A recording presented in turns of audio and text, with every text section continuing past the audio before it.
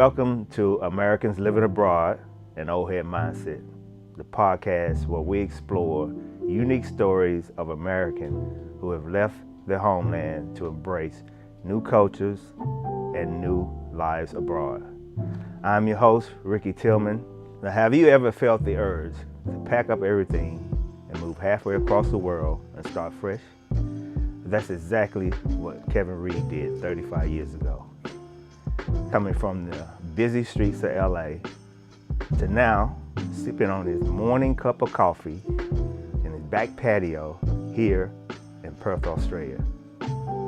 Life here is serene and calm compared to the busy streets of LA where Kevin grew up. So sit back and enjoy this incredible story on how Kevin took his opportunity to take in places he never imagined, much less a place that he called home for the past 35 years. Now, welcome to the show, Kevin Reed. Thanks for having me. Tell us a little bit about your story. You grew up from LA. Yeah, grew up in LA. Me, my mom, my brother. I have a half brother, which is 4 years younger than me. My youngest brother is 12 years younger than me. For the first 12 years, I was the only child, spoiled by my grandparents and all my aunties, and my family was pretty big. So my mom has 6 brothers and sisters, so they have a lot of kids. So I had a lot of cousins to hang out with. Although I didn't have any, brothers or sisters at that stage, I partied like crazy with my seven cousins. Man, we used to get up to mischief and have a good time. Mm-hmm. Obviously, at that time, man, when we were growing up, there was a lot of dangers in LA, drugs, a lot of shootings happening, drive-by shootings and things like that happening. I was fortunate enough, man, that I had a mom that was pretty hard. She wasn't letting me get away with none of that sort of stuff or going outside and getting in any sort of trouble. So I thought she was hard at times, but it was for the best. I always thought role models were very important for me growing up. Right. Did you have a great role model in your life? Yeah. My Uncle Brent would have been my role model. He was in my circles. He was the first to go to college, play college football. As a kid, watching your uncle on TV, play football. I'm screaming at the TV, man. They calling his name. Yeah. That was awesome for me to see, as a kid. Gave me something to look forward to, so I started playing football myself, I can honestly say, even now, as a man, he's a role model. He's a great parent, a great husband. So he's definitely been my role model.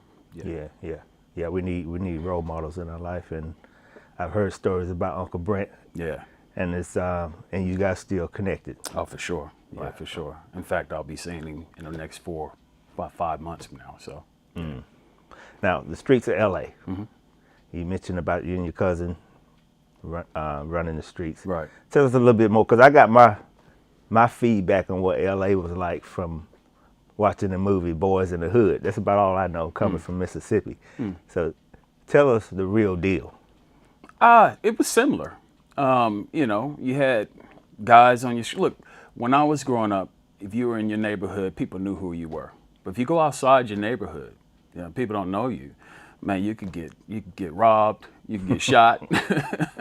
There were kids being snatched. There's all kinds of crazy stuff going on in LA, Like I said, but thank God my mom was the type of parent that sort of kind of shielded me from a lot of that sort of stuff. So how does that compare now to what we live in here in Perth, Australia? How do you feel? What's the comparison there? It's laid back here, man. I feel safe here. I feel safe with my kids growing up here, my grandson growing up here. A lot more opportunities here. I think, the reason why I left LA was because there wasn't any opportunities at the time when I was there for me. Mm-hmm. And I was looking at anything that I could find and sort of change that. And the opportunity came up when it did was just by fluke. I was out playing basketball with some friends. and we had gone over to a friend's house, and one of my best friend's, Cliff's cousin, Ron, comes rolling up the street, and there's near the Suzuki Jeeps back in the day. He come rolling up in the Suzuki Jeep with the 20-inch rims on and the sounds bumping, and I'm like, well, last time I saw Ron, Ron had no money. I'm like, okay, where'd you get this money from, man? You know, and so I rock up to him and I go, man, hey, so what have you been into? He says, I joined the Navy. Right.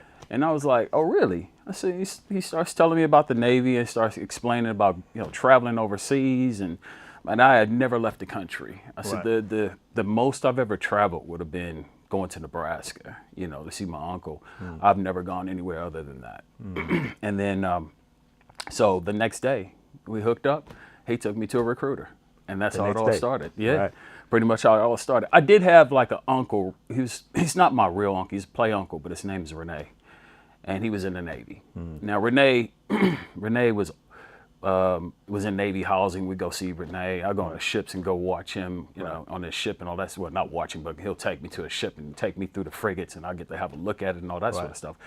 But this was different, man. This was like, I got a chance to do something here different, So I did. Went to the recruiter, took the test, and what was it? Probably about 2 months later, I'm in there getting sworn in, bro, and I'm on my way. You're on your way. Yeah. 2 months later. Yeah. Right. Yeah. So you went through boot camp. Went through boot camp. To school. How long was school? So I went through boot camp. I left for boot camp September 26th. And when I got to boot camp, it was overcrowded. So we sat there for like 2 months, like in a holding camp. Oh, really? Yeah, man. It was 2 a long months? time. Yeah, man. I didn't actually get out of boot camp until December. Oh. Yeah. Right. So what a nightmare. Yeah. It 2 was months December, sitting there. January. I think we got out of boot camp.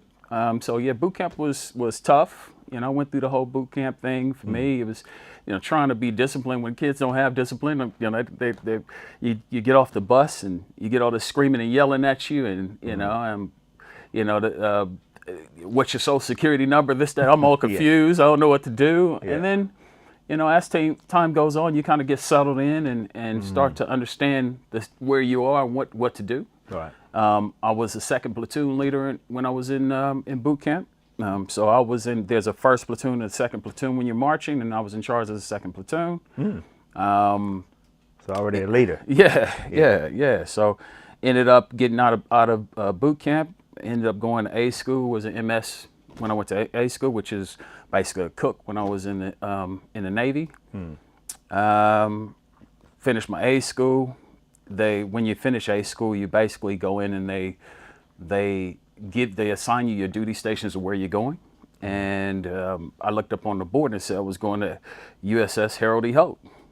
So I'm looking down the board like, okay, is that in Virginia? My girlfriend's in Virginia. Is that in Virginia? It's like, no, you're going to Australia. Right. And I was like, nah, man, I ain't going to Australia. So you know much about Australia? No, man, had no idea.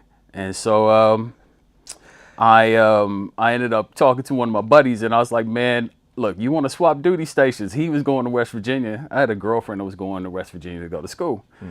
So I said, you want to swap duties? He was like, yeah, man, I'd love to go to Australia. I was like, all right, come on, let's go talk to him. We go in there, and they're like, nope, you're going to Australia, and you're going to West Virginia. So y'all not swapping. Yeah, that's you dreaming. Yeah, you dreaming. Yeah.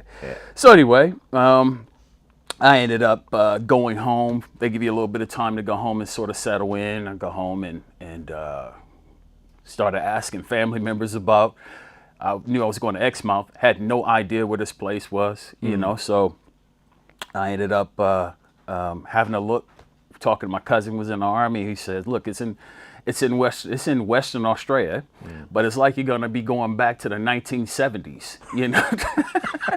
They got horses and wagons." Is that right? That's what he said. Yeah, he kind of was like, with you? I think it's taking a Mickey out of me, but it was just, Yeah, and you believed it, didn't you? And I believed it, man. Yeah. Kangaroos jumping up and down the street, in the city and all that sort of stuff. And I was like, oh man, this is gonna be crazy, Yeah.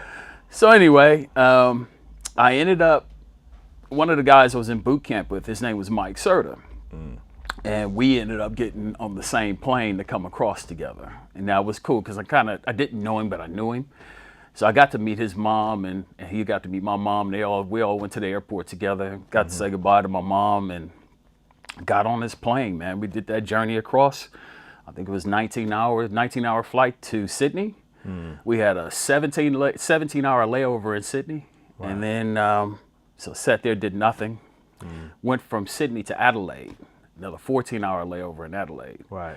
Then we finally get to Perth, another 17-hour layover in Perth. Right. Yeah. So I'm walking up and down, pacing, trying to figure out something to do, man. It's just tired of just sitting in airports the whole time, you know.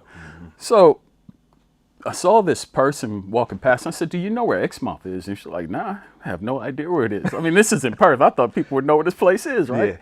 Nobody kind of gave me any indication where they knew where it was. So we finally got on this plane. We get up in the air. We start flying, and we see this little airport. We go into the airport, and I'm thinking, okay, this might be it. Nah, we had Geraldton. So I'm like, okay, all right, cool. Stopped in Geraldton. Yeah. We get off the plane. We start looking around, and they were like, okay, get back on the plane. So we get back on the plane, go up in the air again. Starting to get a little bit smaller. Go to a place called Carnarvon.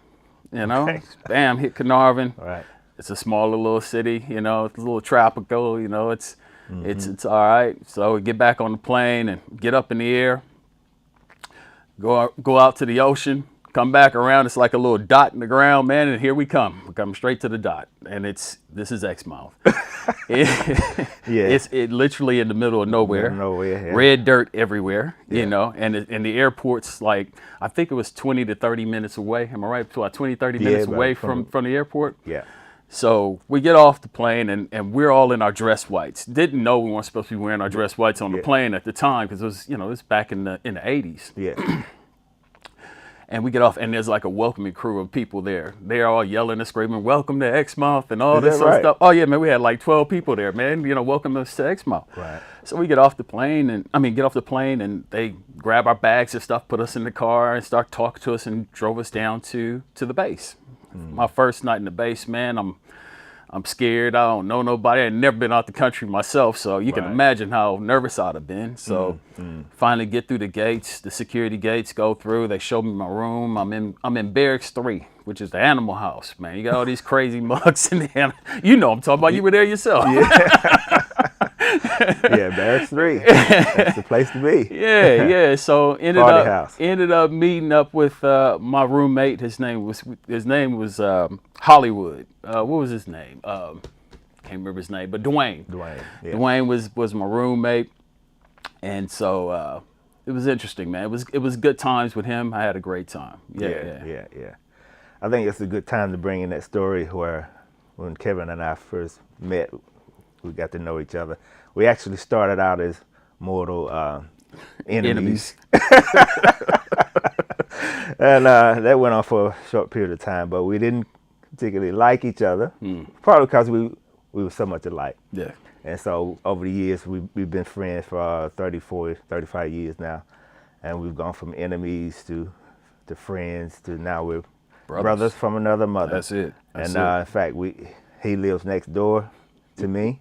And my partner and I, we were lucky enough to purchase a house that him and his wife own. And now we live right next door to each other.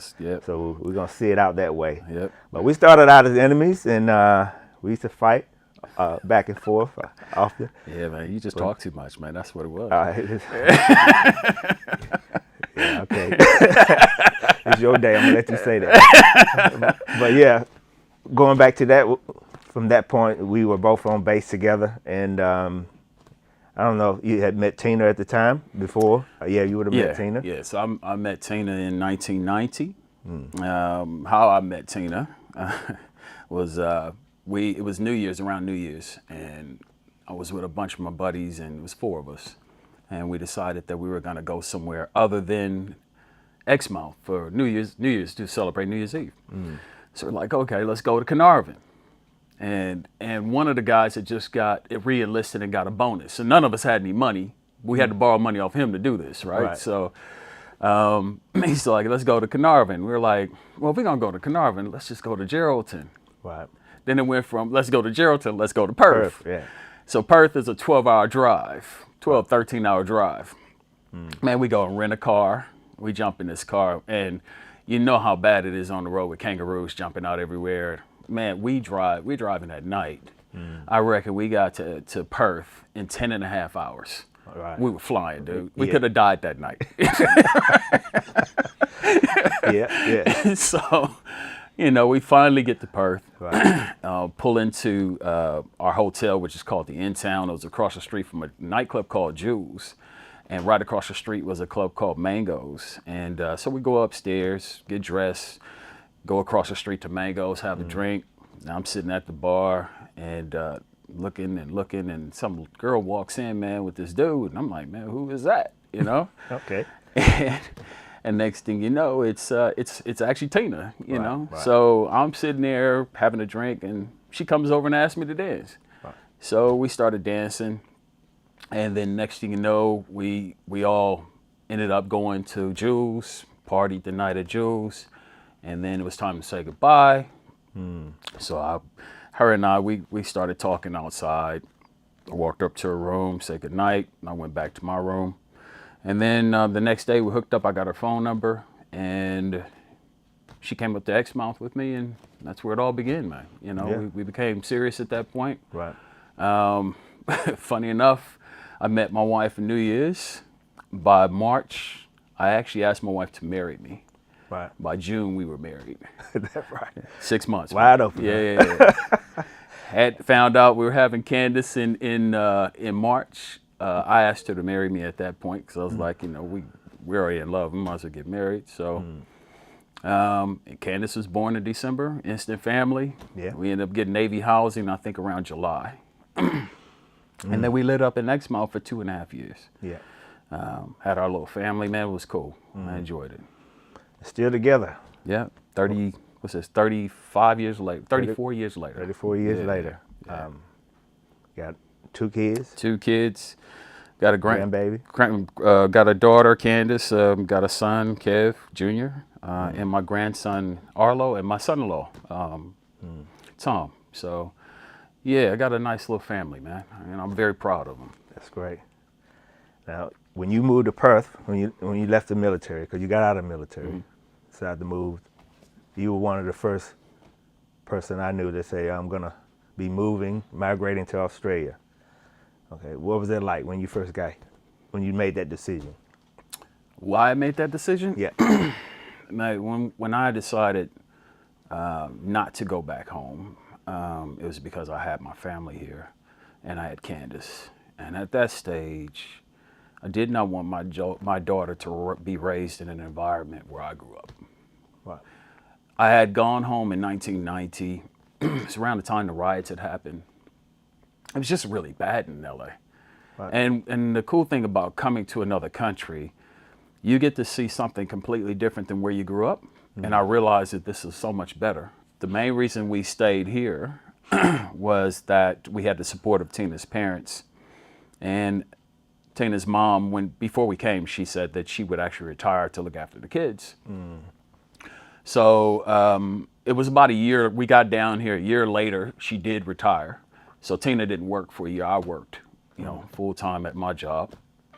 And we were able to, a year later, we ended up purchasing a home. We got our first home. We were very lucky. Once again, my mother and father-in-law, amazing people, man, they gave us 10 grand to start our life, and back then the house was 81,000. We had, more than 10% of the loan to put down, and they gave me a loan based on my, $8 an hour.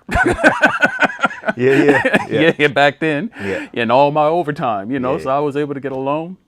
Interest rates were high back then, but we made it work, man, just kept pushing through. So a year later, Mom retired, so Tina was able to go back to work. So it made life a lot easier. We were both working. And, Yeah. Well, speaking of work, how have you been able to stay at the same job for over 30 years, man? I have no idea, but I was able to do it. I guess, look, man, I just put my head down and work. That was pretty much it. I started there, working in a recycling plant. And this crazy thing happened one night. I ended up getting promoted to like leading hand. And I was at home sleeping one night, and one of the guys that was working for me decided that he was going to get inside this machine and try to clean it with it on. Okay. And the arms sort of, there's a big hopper, and inside there's some arms that actually push the plastic fluff to a extruder. And he's actually fallen off, got his foot stuck underneath the arm, and it's dragged him in, just really bad situation. So I got a phone call saying this guy's stuck in the machine, you need to get out there. So I got out there, called the ambulance, had somebody cut him out the machine. And at that point, I was thinking, man, this is not something, I don't want to be in charge of this kind of stuff. Right. I just need to find another department to go to. So I had spoken to the distribution manager, and I asked if he had a job opening. He said he did. So I took it. You took it, yeah. And so from there, I worked in stores, working in the resin store. And there was a guy in the office that used to do the orders, take the orders and punch stuff in the computer. And so I asked him to show me how to do that. So started doing that. Then we went from there to someone went on leave. Oh, he went on leave. They needed someone to step in. I stepped in. He went on leave and never came back. So I ended up getting a job. So I was in the stores for a while, and then same thing happened in the office. It was a guy that knew I could do the computer, so they asked me to come up to the front office, work in the front office. And same thing, guy went overseas. He never came back. I got his job. Right. So now I'm the clerk in the office. So it worked out good, you know. So then from there, the supervisor left. I ended up getting the supervisor's job. Right. And so I was pegged to be the manager eventually. So my manager retired, and that's how I got the job as a manager. So from the bottom to the boss, huh? Well, kind of. As many years of work involved there. Yeah. Well, great job. So I like to ask the question about Australia. It's the people, the culture, or the country. What stands out most for you? People, culture, and country. I think the people stands out more for me. Met some really nice people here. We have an extended family here because of it, you know, which is great. So I've met, people like yourself, obviously our buddy Carl, Steve, all our Navy buddies, Lee, Terry, all the guys are still here that we still hang out with. Yeah. So we have an extended family here as well, which makes it great. And also have some, great neighbors, on our street. We have a fantastic street. We look after each other. We party together. We travel together. Yeah. So that's what stands out, man. I think, there's some really nice people here. Yeah, we also have that group we call the Taste Buds. Yes, we get together on Friday, go to different locations around the city and find nice spots to have a bite to eat. Yeah. That's a special group. Yeah, it is. Yeah, our Taste Buds. So. We also do, don't forget, man, we went axe throwing. Yeah, we did what was the other thing we did? We went to fight night. Fight night. Yes. That was fantastic. We have fun. Yeah, we try to have fun. Yeah. Now, what are the funny comparisons, say, to when you came to Australia, some of the culture challenges you had there? My biggest, I think one culture shock I had, and it was my welcome to Australia moment. I'm in Exmouth, and you know me, I used to play basketball all the time. And you know how you walk to the gym and you got to sort of walk through the outside corridors. So I go to the gym and I get my workout in, man, and I'm walking back and it's nighttime. And I walk through the corridor and I'm face to face with this bloody kangaroo. And he must have been, he would have been like 8 foot tall to me at that point. That's what it looked like. Right. He stood there, looked at me. I looked at him. I shot back the other way. He shot back the other way. So that was my welcome to Australia moment. Yeah. What about some of the people? Any slang that sort of got you tripped up? Yeah, for me, it was when I first got to Exmouth.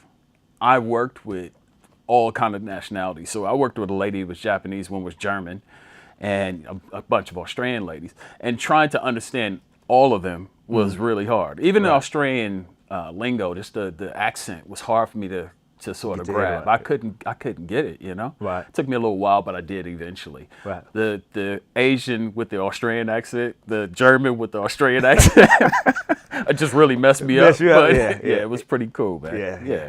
I remember when I went out in town to to get something to eat, right?